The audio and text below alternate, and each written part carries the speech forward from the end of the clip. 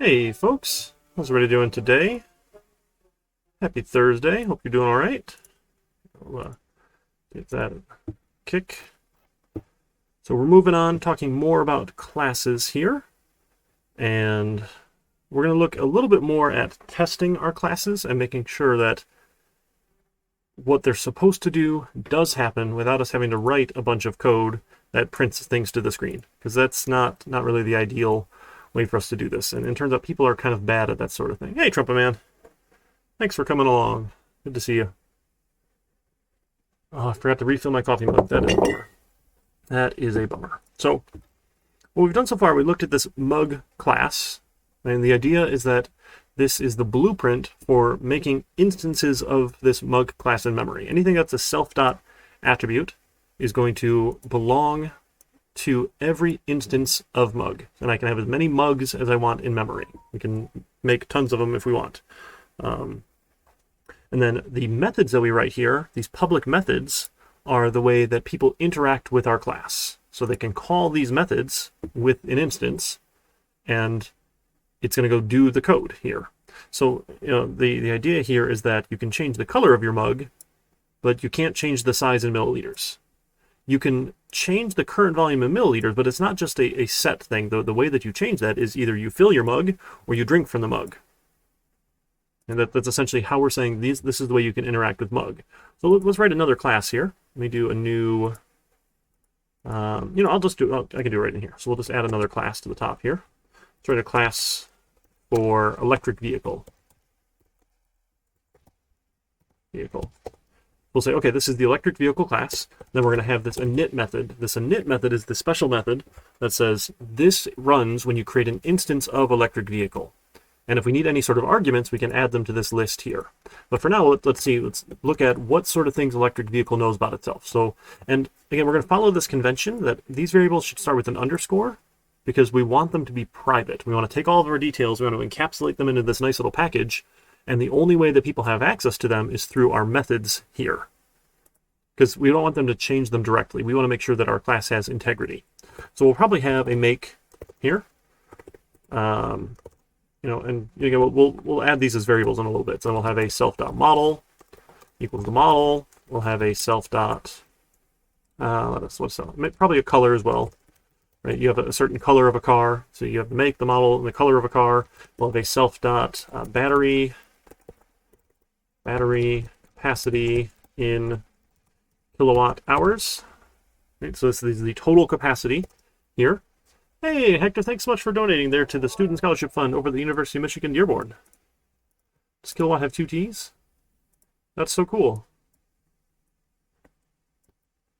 All right, so we'll take a battery capacity in kilowatt hours, and then we'll probably have a self dot, current battery charge in kilowatt hours. Right, how much is currently in the battery? And that one we don't need an argument for. We're going to say when you make a brand new car, the battery's probably empty.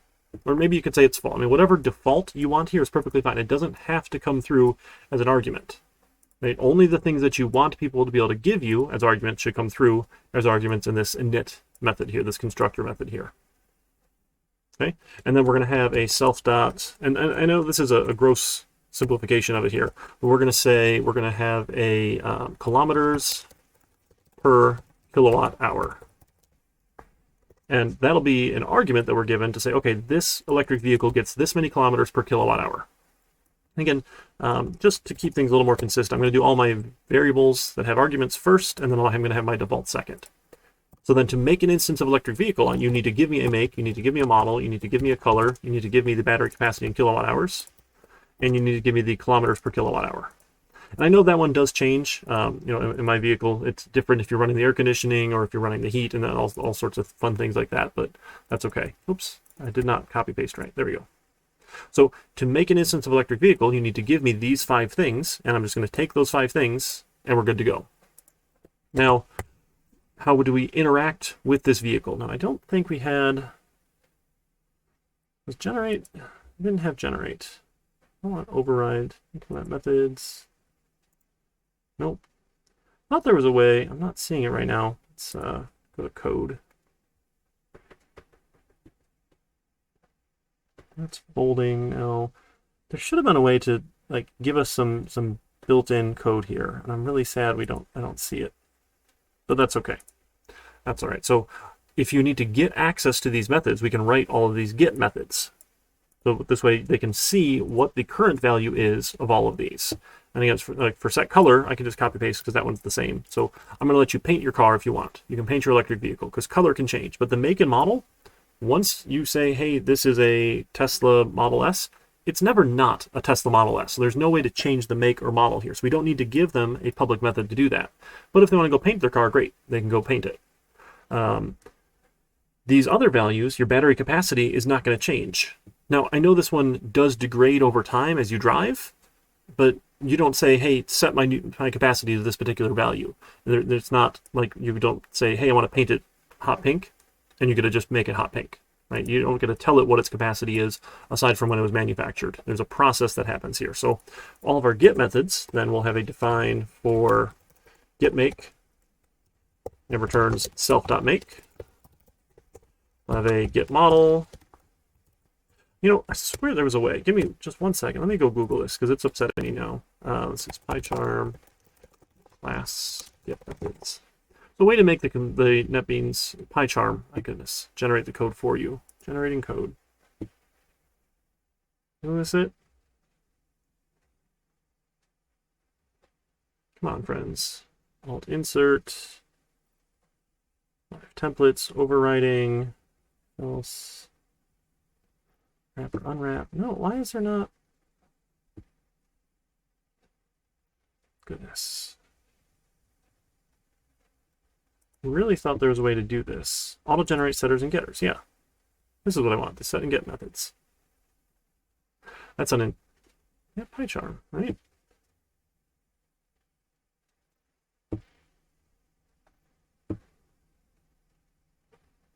It does not.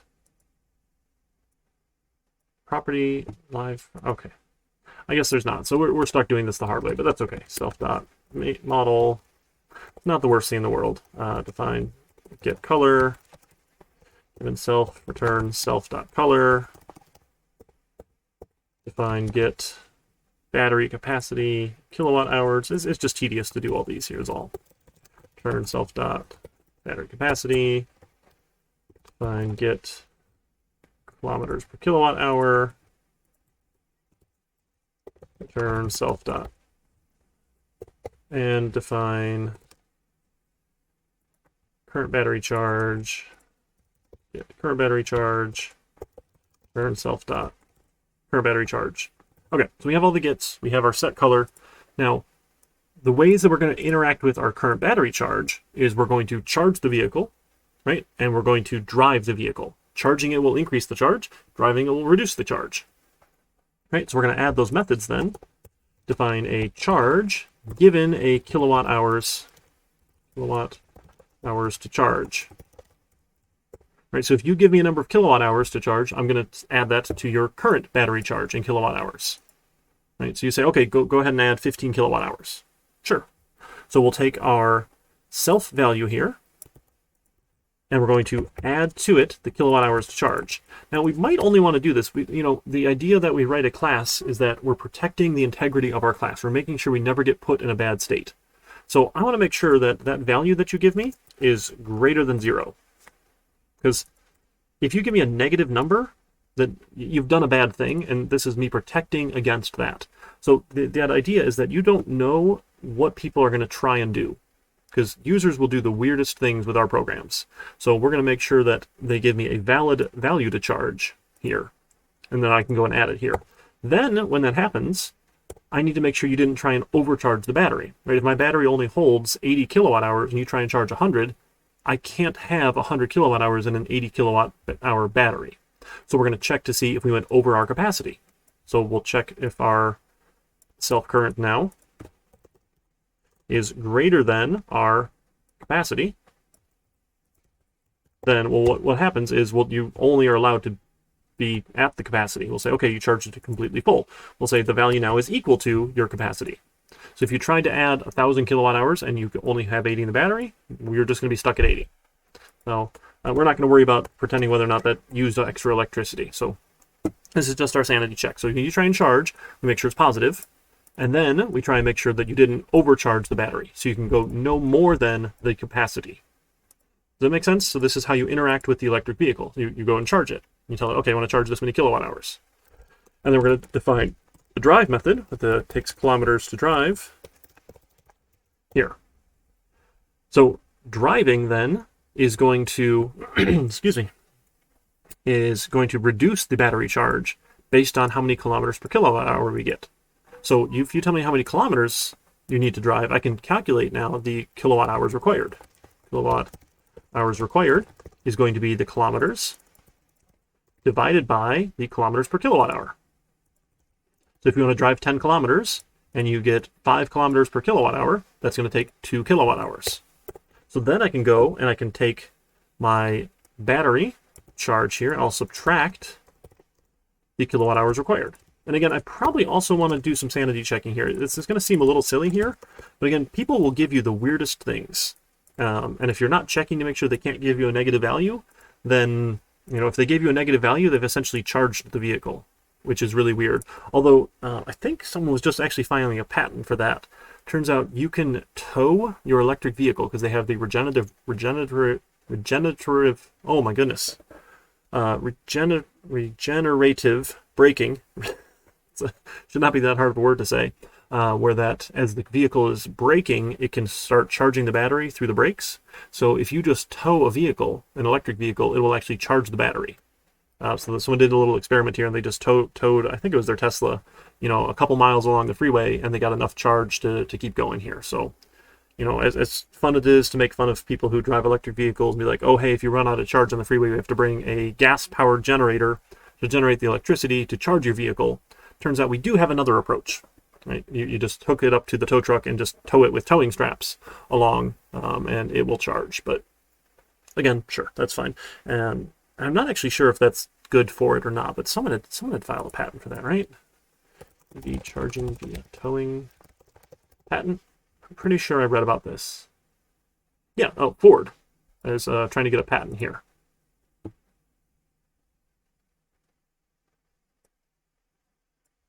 You can charge your EV without stopping for hours. I mean, sure, you're going to sit in your car while someone tows it? That's a fun service. Like, hey, tow me along the roads here for a while while I charge. So, yeah. Fascinating EV charging ideas related to towing. Is this the patent? Yeah. I mean, I don't think you can patent that because someone already did it, but I don't know much about patent law. So if you know about patent law, good for you. Maybe you know better. All right. Anyway, so when you drive, right, we'll figure out how many kilowatt hours is required, and we'll subtract that. Then we need to actually check to see, did you try and drive too far? Right? If you tried to drive 1,000 kilometers and we get 5 kilometers per kilowatt hour, if we didn't have 200 kilowatt hours worth of charge in the battery, this didn't work and you got below negative. So we're going to see if the current charge is negative, is less than 0. Well, you can't have negative charge in your battery. I'm pretty sure physics says that's not possible. So we're going to set it to 0, and then I'm actually going to return a false value here. I'm going to say, hey, you did a bad thing, dummy. And then if we didn't do that, I can return true here. Right? And then this one other check, if you tried to drive less than 0, I'm going to return a false as well. You did a bad thing. I got a couple different returns. It's a little bit funny here, but I want to give them some sort of notice that, hey, you tried to drive so far and you couldn't do that. When we look at exceptions in a couple chapters, we'll look at the better way to do this. But for now, we're just going to return a false value and say, oh, no, it didn't work. You didn't get as many kilometers as you wanted to. If we return true, sure, you were able to drive that 10 kilometers. No problem. You had enough charge in the battery. And if you give me a negative value, I'm just going to return false. We couldn't do that as well. So whatever you tried to do didn't work. So that's just our indication, true or false, that something didn't go as you expected. We could do the same with charge if we wanted to, but I'm not too concerned there. Most charging is smart enough to just turn off, but that's fine. So this is how we interact with our electric vehicle. Now, if we wanted to, we could also do some sort of reducing the capacity by some sort of factor here. Every time, I don't know exactly how it works, but it slowly goes down. Is it every time you charge it or every time you use it? Or there's some factor here that I don't understand the math or physics or chemistry behind, but eventually the capacity gets reduced as you use it, but let's not worry about that. We'll just pretend like it stays at max capacity forever because we're living in code land here. It doesn't need to be the real world exactly. So we're just having a little fun with it. So now I have a class for electric vehicle. Now what you would probably go do here, right? Once you write your code, you'd probably want to go make sure that it does what it's supposed to do. And your first instinct would be, okay, let's go down here into this section and let's start making electric vehicles, right? So here I'll have my Bolt is an electric vehicle, given the make, the model, right? A Chevy, a Bolt. Mine's gray, and I don't remember the max charge. It's probably I want to say it's probably 80 kilowatt hours or something, and I get about 3.3 kilometers per kilowatt hour. Physicists ignoring friction. Yeah. Friction's, that's like a fun force, isn't it? In terms of when you try and define different types of force, friction's a weird one, I want to say. I never took it physics, actually. I kind of missed out on that, unfortunately, because it sounds really interesting. But, in terms of the stuff that I do with computers, the physics just doesn't matter. No, I get to ignore a lot of that. So you probably would say, okay, I'm going to make one, and then I'm going to call methods on it, and I'm going to output things and print to screen and make sure it looks like it's supposed to. Now, I'm going to tell you that is all well and good. There's nothing wrong with that, but people are really bad at this, right? If you've ever proofread an English paper that you wrote, you know how you miss things because you're expecting it to be a certain way? So just trying to eyeball, okay, like we do with our mug. When I filled it, it should be at max, and I drink from it, it should end up at a certain value, and if I drink too much, I'm going to stop at 0, that sort of thing. Having to eyeball all of that is very error-prone. So the better way is to make the computer do it for us. So it turns out there's a great way to do this called unit testing. The idea behind unit testing is we're going to write code to test individual units of our code. Typically, you test one function at a time in your class that we're testing. So I can write a unit test to make sure that charge does what it's supposed to do. I can write a unit test to make sure drive does what it's supposed to do. So I'm just going to come up to my class. I'm going to right click on it, and I'm going to say go to test. And it's going to say, oh, there aren't any tests. Do you want to make new ones? I say, yeah, make new tests, please. And it says, okay, I'm going to make a new file for you, test main, sure. And then you get to pick which function do you want to test. Now, the gets, I don't really care about because I'm going to use them when I test init anyway. So I don't need to test those individually. And set color, I'm actually going to cheat here in a minute, and I'll show you how I can cheat with that. But I want to test charge, and I want to test drive. Those are the ones I want to test specifically. So I'm going to check those two boxes here. And it's going to make a new file here, and sure, it doesn't matter there. And what it does is we're going to do this funny thing here where we make a class. This is inheritance we'll talk about later. Don't worry too much about it. But we use this library called unit test to write some tests. So they're all called test underscore something. So I'm going to write one more test here. So testing charge, testing drive is great. I'm going to have a test init here. And what we're going to do, we're going to follow a particular convention. Now, it's just a convention, just a way that we lay things out in a standard pattern. There's not necessarily a right or wrong way to do this, but I'm fond of this convention. It's a very popular convention in the industry. So we're going to call this the AAA convention. So we're going to arrange all of our variables that we need for testing. Then we're going to act. And when we act, we're going to actually call the code we're testing. And get values. And then we're going to assert, which is, did we get what we expected? And this is what that convention is, okay? So to arrange, so if I'm testing this init method here, I need a make, I need a model, I need a color, I need a kilowatt hours or capacity, I need a kilometers per kilowatt hour, and I need what do I expect the current charge to be on a brand new electric vehicle. So I'm going to have an expected make, we'll say is a Chevy. I'm going to have an expected model, we'll say is a Bolt. I'm going to have an expected color, is going to be gray. Maybe might as well capitalize it, I guess it doesn't matter. Expected capacity in kilowatt hours, I think was 80 or so, and expected kilometers per kilowatt hour. I said 3.3, and then an expected current charge in kilowatt hours we said was 0, right? When you make a brand new vehicle, we're going to say it's not charged at all. So I have all of these variables that I'm going to use in just a minute here. So these are all the things that I need for testing.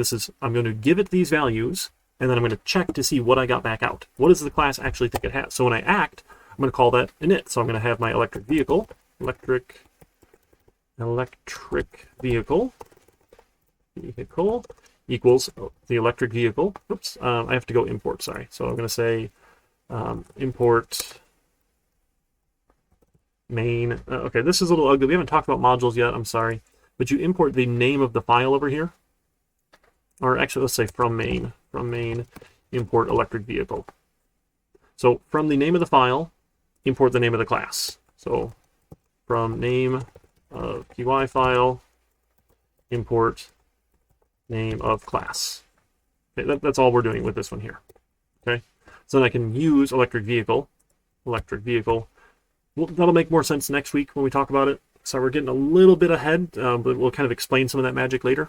So equals an electric vehicle, given the expected make, the expected model, the expected color, the expected battery capacity, and the expected kilometers per kilowatt hour. Now that's getting a little long here, so we can bump it down if we want, right? We can drop that down a little bit more, and I think it'll be okay with us doing it that way. All right, so we make the vehicle. This is the code we're testing. If I call this init method here, do I get all these values back out? And I forgot, I was going to show you how we can cheat here. So instead of having to test set color directly, what I can do, instead of saying, hey, color equals color here, I can say self dot set color given the color. I can call the set color method in the init method here so that this code is being run, right? That's all. Gives me a little warning, it should be fine. So then what I'm going to do, right, I called the code. Now I need to see what values we actually have. So then I'll have an actual make is my electric vehicle dot get make. I'm going to call those methods here and get the actual values. I'm going to have an actual model, my electric vehicle dot get model. I'm going to have an actual color is the electric vehicle get color. Right, so we're going to ask this instance of electric vehicle we just made, hey, what values do you now have? Now, you think this is a little silly and redundant, but it's kind of easy to like put these in the wrong order, or like I copy paste things wrong and get the wrong values out. So it's still an important test, even though we're just saying, hey, set a bunch of values and make sure we get those values back out. So an actual battery capacity in kilowatt hours is my electric vehicle dot get battery capacity in kilowatt hours, right? And then an actual kilometers per kilowatt hour is my electric vehicle dot get kilometers per kilowatt hour. And then an actual current charge in kilowatt hours is my electric vehicle dot get current battery charge here. So that's the actual, I should spell that right. So this is the act section. So we're calling the code we're testing, and then we're getting the values out to see, then we compare them. Do we get what we expected? So when we assert, we say self.assert. And there's a bunch of different ones we're going to use. So most of the time we're going to say assert equal. Okay, so assert equal is going to check, does it equal? Right, so I should have the expected make and the actual make. Do those two things equal? Right, and we're going to assert all of our different values here equal what we expected. So make, model, color, and then three other ones. So expected model and the actual model. The color, expected color, and the actual color. The expected capacity, expected capacity, there we go, expected capacity and the actual capacity. And then the kilometers per kilowatt hour, the expected kilometers per kilowatt hour, and the actual kilometers per kilowatt hour. And then the expected current charge and the actual current charge. And we'll see, do these match? Okay, so our three sections, we set up all the variables we need to test. Then we act, we call the code we're testing, and then we're going to assert, do they match? Right, this is just like we would have done over in our code, where we said, okay, sure, let's go spit some stuff out to screen and see if it matches. Right, just like we did with our mug class. Right, we spit stuff out to screen, we printed out our mug, and we said, okay, did it give me the values I'm expecting? This way, our code in Python is going to test it for us here. And you can just click run. It's going to go run the test. I'm going to run Python tests. And we should get a really nice output here in a second. There we go. That the test passed. Test init passed. If something didn't pass, right, like so if we said, by mistake, if we were expecting it to be at max capacity instead of 0, and I run my test again, we're going to see it fails, and it's going to tell me, hey, it expected 80, the actual value was 0. So at line 37, right, our current charge did not match the actual charge. We expected an 80, so you always do the expected on the left, actual on the right. So if it doesn't work, we know something went wrong. 0.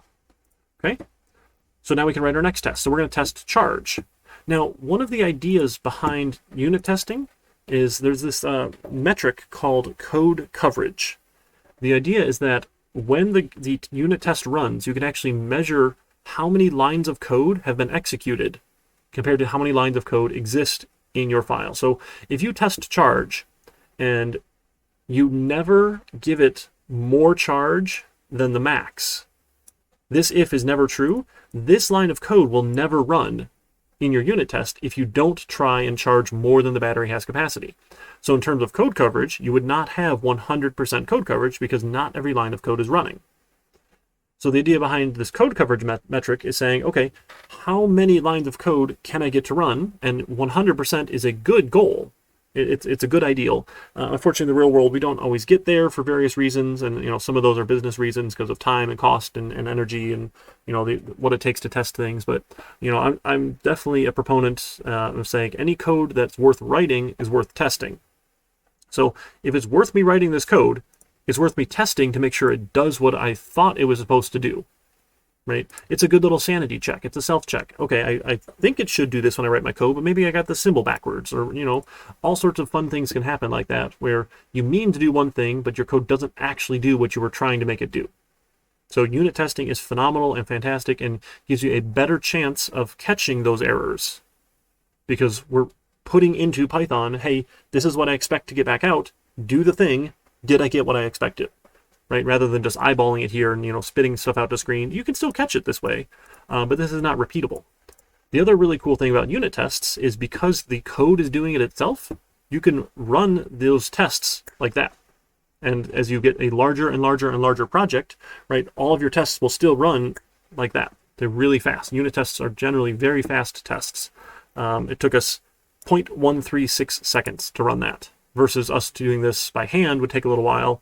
And then as code changes, right, if we add new features to electric vehicle or something needs to change an electric vehicle, I can rerun all the existing tests to make sure I didn't break anything, right? And say, okay, maybe we did add some feature here. We can go see, okay, everything else still works. This idea of testing our code as code changes to make sure we didn't break anything existing is really important and useful. And then the last thing you can do, how we commit all of our code to GitHub. There's tools out there you can buy called continuous integration testing tools, and actually GitHub does some of that for you, which is really neat. They've gotten into that business, and that idea is every time you commit code to GitHub, it can automatically run all the tests and tell you whether or not it passed or failed, which is super cool. So you don't even need to remember to run all of them locally. You can just push it out to github.com and it'll run on their servers somewhere and run all the unit tests and see. So as you get multiple developers working on a project, right, as people are committing and making changes to the project from as many different people are working on it, all those tests are going to run every time with continuous integration testing. It's fantastic.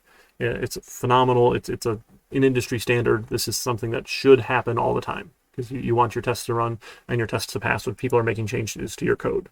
So it's great. It's really cool. Anyway, we're going to test charge first. So in terms of code coverage, I need to make sure that I'm going to try and overcharge to make sure that all of this code will run. So in my test for charge, right, I'm going to arrange, I'm going to act, and I'm going to assert. So to arrange, right, this is just setting up the code that I need. I have, I'm going to have an expected current charge when I'm done charging. Okay, so I need to know what the capacity is, and if I overcharge, my current charge should be the capacity. So I'm going to have an expected, what do we call it, capacity. Actually, that's not even expected. We'll just say a capacity in kilowatt hours is, we'll say 80, because why not? We'll go with 80. Then what I can do is I can make an electric vehicle. So I'll have an electric vehicle. Now I'm putting this in a range because I'm not testing the init code. In this test, I was testing the init code, right, where we were testing the init function. When I'm testing charge, I need an electric vehicle to test the charge method, the charge function. Right, so I'm not putting that in the act section. I'm going to call the init method here as an electric vehicle. And then for make, model, and color, we don't care what they are. So I'm just going to give them empty strings. Make, model, and color are meaningless. We're not testing make, model, and color in this test. Our test is focused on the charge method here. Now we need to give it the capacity.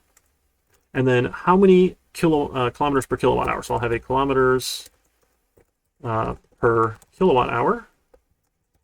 I'm just going to say 10 because, oh, actually, no, we don't even need this one here because we're not driving at all. I'm sorry. So we just say that it doesn't matter. So it can be 0, right? This one doesn't matter for our purposes. Okay. Then in act, we're going to charge. So we're going to take our electric vehicle and we're going to call the charge method, and I'm going to charge it, I don't know, something more than the capacity. So I'll do like capacity times 2, or maybe just like +1 or something that will give it more than the capacity. Then I need to get the actual charge. So the actual current charge, I'm just going to copy paste that line because I'm lazy. Actual current charge is, okay, let's go ask it. What is your get current charge? And when I assert, I'm going to assert that,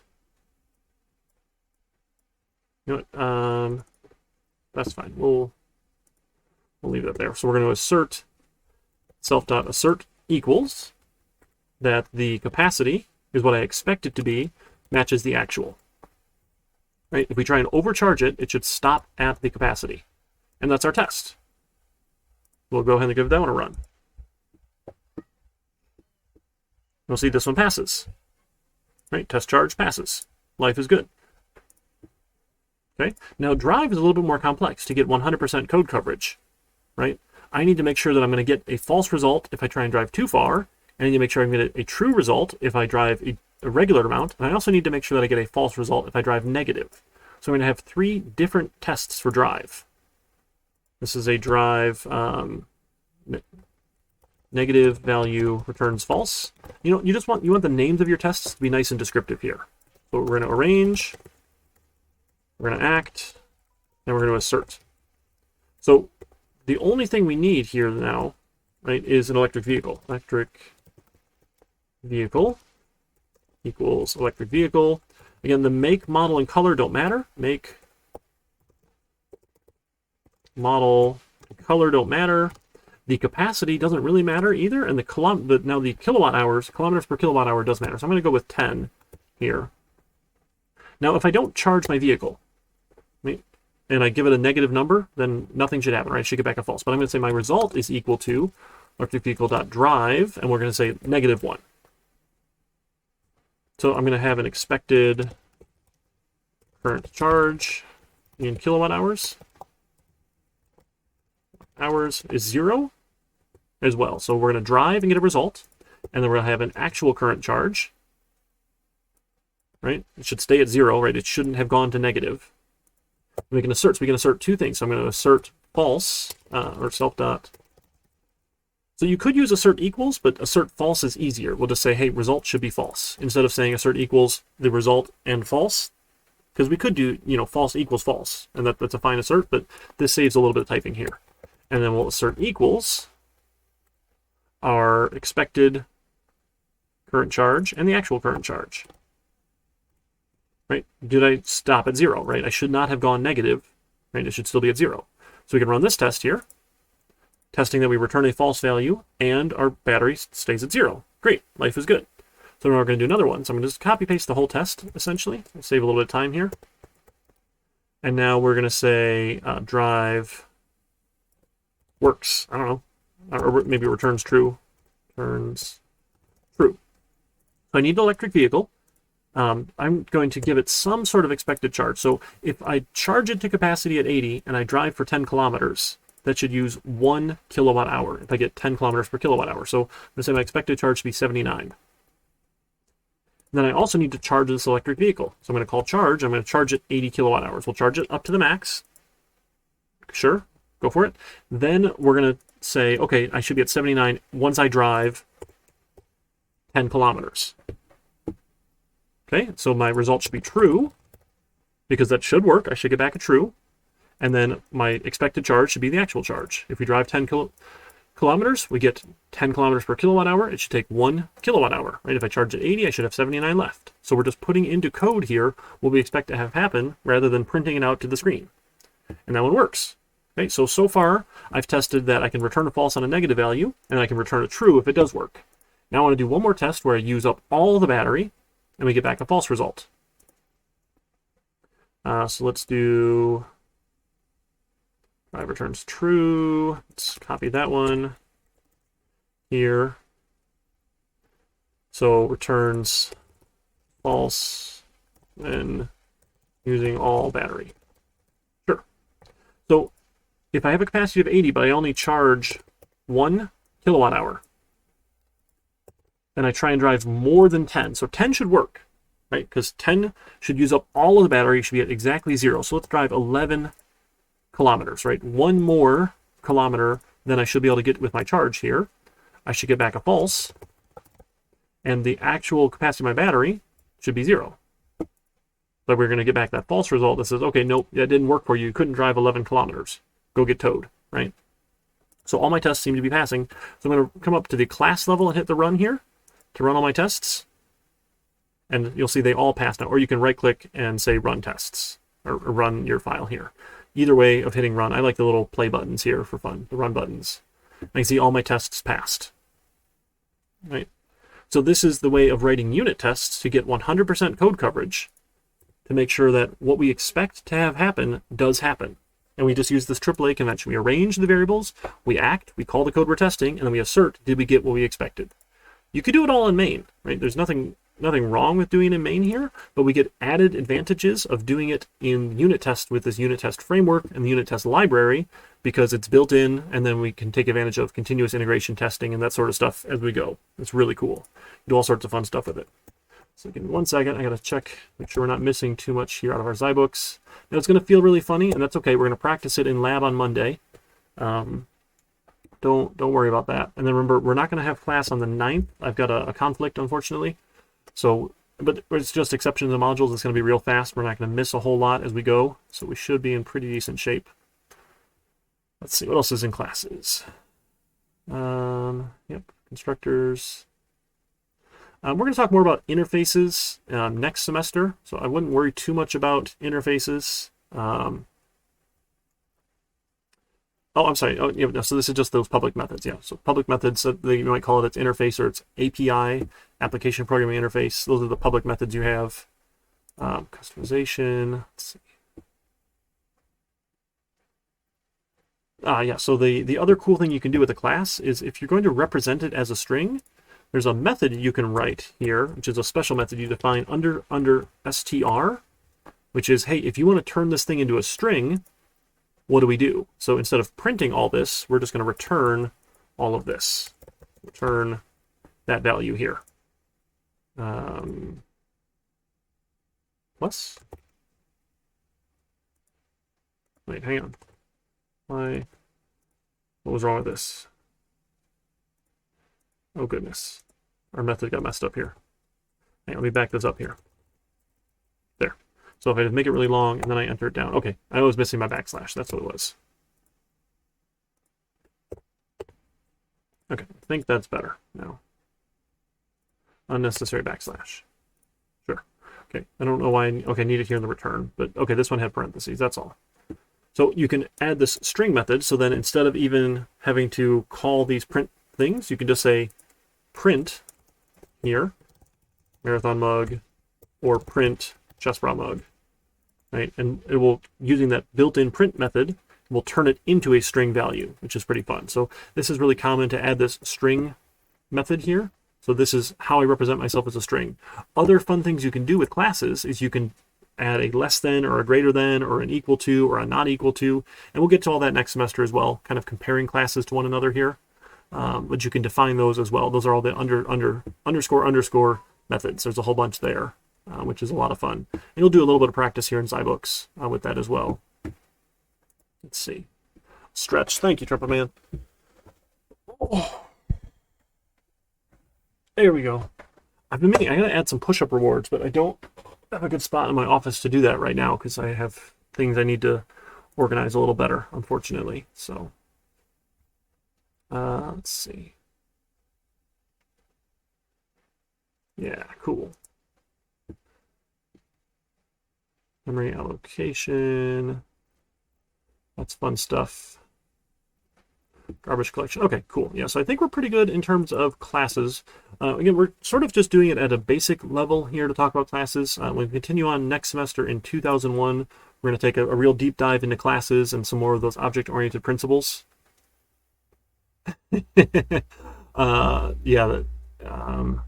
probably put like a cooldown on those. So I used to be able to do a lot more push-ups, but I haven't. I got real lazy during the pandemic and put on some weight.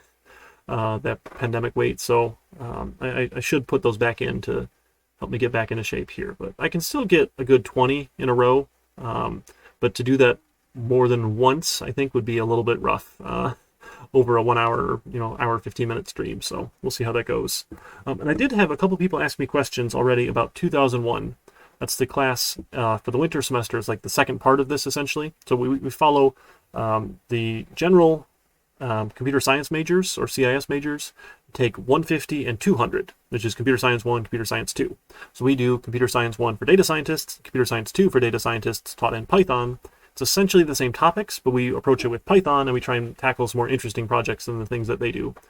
So 2001 is available next semester. They moved the lab day on us. So the lab is on Tuesday before the Tuesday lecture, which is a little funny. So we do lab from noon to 1:45, but then our lecture times are still the same. So we have lecture times Tuesday, Thursday from 3:30 to 4:45. They will be getting a room for us on campus. So if you'd like to come in person, you are welcome to come in person to the room. My plan is to continue streaming. I'm just going to bring my laptop and I'll stream from the classroom. So anybody who likes the remote or asynchronous formats, we'll just continue doing that sort of thing. You can join here on Twitch if you want, join a Twitch chat for live things, or I'll export all of it out to YouTube for anyone who prefers the asynchronous. Someone had told me they had a conflict with another class they wanted to take. Generally, the registration system gets upset with that and says, no, you can't take two classes at the same time. They might be able to override it for you if you talk to the right person. They'll just have to ask me, oh, hey, is it really okay if they don't come to your lectures? And I'll say, yes, I'm doing an asynchronous recording for anybody who's not comfortable coming in person. So I think it will work. We've not actually tried that yet. So whoever our friend is who's going to see if they can get that override, will let us know if that works or not. So yeah, so the plan for winter is most of the classes will come back to campus as hopefully we work on getting through this pandemic and elementary age kids can start getting vaccinated now, so we have less classroom spread, which hopefully will reduce all the community spread, and hopefully things get better is sort of the goal here. We'll see. I know case rates are actually still climbing in Michigan, which is terrifying for me, but that's okay. I'm going to go out and get my booster later this week. My older kids will get their booster later. The younger kids are just got scheduled. So hopefully my whole family will be cleared. I don't have anyone under 5 anymore, which is super weird. Although my little guy's still kind of small, but it's weird not to have little kids around. I've had little kids for years and years and years now with the 6 of them. So but yeah, so winter, hopefully we'll be back in person. If you'd like to be in person for lecture times, lab will still be in person or optional. Attendance for labs is optional. That's the time we have set aside for me to walk around and help you with the labs and answer questions. So yeah, 6. It's definitely several. It's a lot of fun. They're good. So keep us busy for sure. Yep. So that's the plan for the winter semester. So lab Tuesday afternoon, noon to 1:45, lecture Tuesday, Thursday, 3:30 to 4:45 in person, or remote synchronous or asynchronous. Totally up to you folks. I kind of like this flex format because I know scheduling is hard for people. Personally, my learning style is in person. I had to drop the class that ended up being fully remote for me because it just was not working for me for my doctoral program. Because as you notice, I'm a little bit little distractible. So if I'm not sitting in the classroom with nothing else to do but listen, it's a little easy to not pay much attention and not do well. So my particular style at least. But I think recordings work well for a lot of people too, so they can kind of come back to the material anytime that they want. So we'll see how that goes. But that's the plan. So I'll commit all this stuff to GitHub. We'll call that good. I'll put on my ending screen here, and then we'll see if there's anyone around. We haven't had anybody to raid lately because it's been the exact same people every single time, which is a little bit boring. But let's see. Yeah, haven't looked at Reddit at all. Sure. Yeah, nobody interesting around right now for us to raid, so we'll just call it a day. You take care. I'll post this recording, and then we'll have lab on Monday. We can give it a practice, okay? You folks take care.